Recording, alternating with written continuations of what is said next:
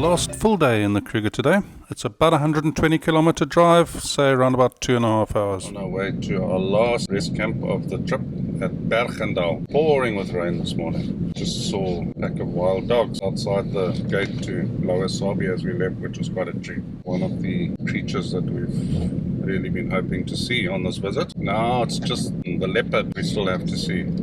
I would say that they need the rain, but they don't really, because rivers are at flood and bridges have been washed away, so this area doesn't actually need any more rain.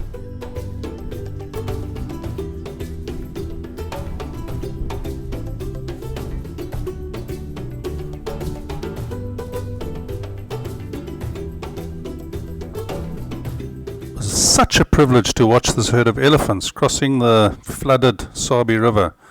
Amazing how the big elephants, you can see, keep the little ones between them to keep them from being washed away. A couple of them did almost come to grief, but they all made it to the opposite bank safely.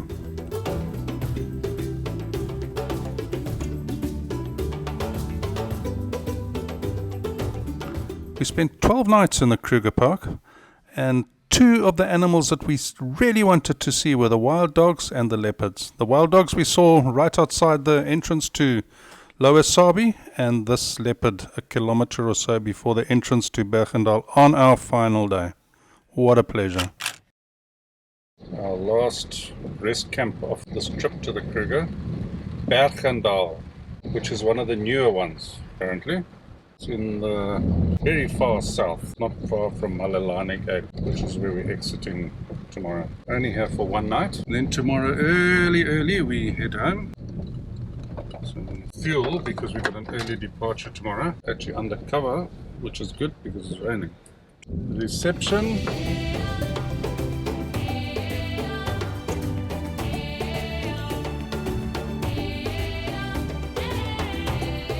Finding my way walking along next to under the thatch. This is what these granite outcrops look like underneath. It's quite nice. It's a bit more modern.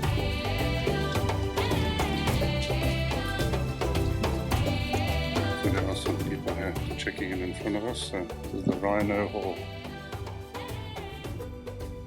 Quite interesting, the difference between the white rhino, which is actually a wide-lipped rhinoceros, and this is the black rhino, which is the hook-lipped rhinoceros. The white rhino is a grazer and the black rhino is a browser, so it eats branches and leaves more than grass and stuff.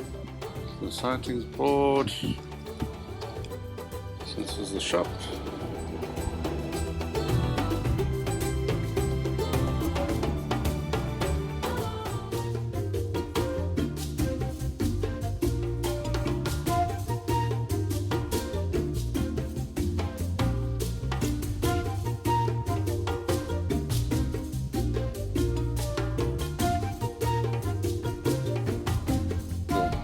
Water hole, quite cool. Now there's places you can sit and watch the game. It's probably not going to sit here now because it's raining. Imagine animals coming, drinking over there. We've checked in.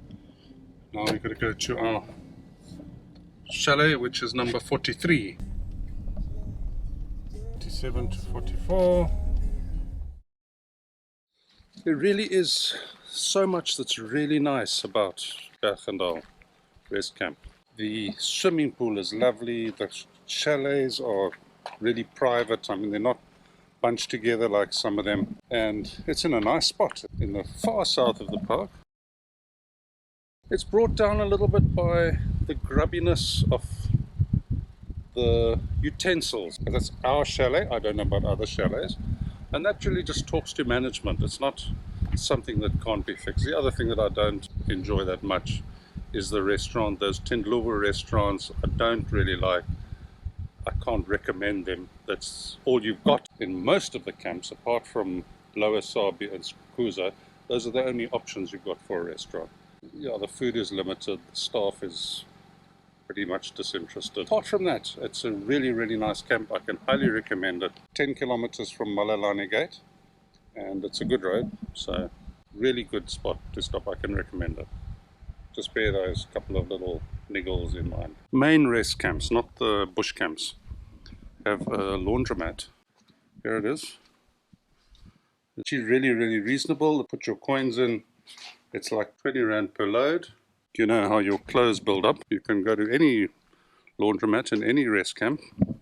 The same with the shops. Go to any rest camp shop, any rest camp restaurant. You don't have to be a resident in the rest camp in order to use the facilities.